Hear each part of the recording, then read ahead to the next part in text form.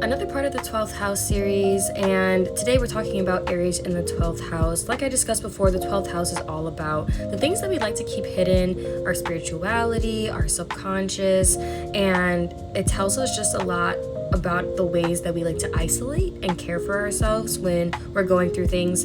With Aries in the 12th house, though, these people have a really hard time asserting themselves. It kind of gives opposite energy because the 12th house is very much Pisces energy. Pisces and Aries, the water, fire, they don't really see eye to eye all the time. And so these are the kind of people that might be a little bit more passive. They sit back and let things unravel as they're supposed to.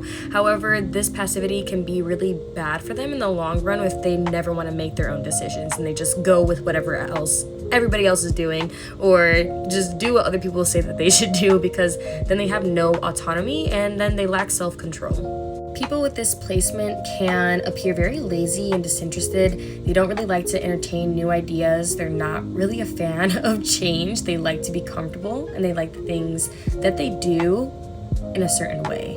I think this is also the kind of person who is very patient and willing to wait for things to come to them. Like I said, they can come off very passive with Aries in the 12th house here, but they're also the kind of people that love to work behind the scenes. You'll never really see them in public eye like that, just because they'd rather keep to themselves and, be in their own world a little bit.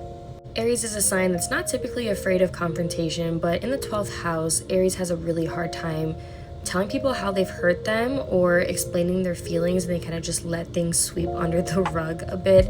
This is not really good for you, as if you're bottling up your emotions and not expressing yourself, it can be very hard to move forward from these things. At the same time, you also may have hidden enemies and people that overly criticize you or criticize your confidence. They bring out your insecurities a bit, and if you have people around you that are like that, you should try to end those relationships or steer clear of those kinds of relationships. I think that people with this placement have the internal motivation to start personal goals and start to pursue them, but they have a hard time following through, and so creating some kind of structure in their life will make it a lot easier to do that.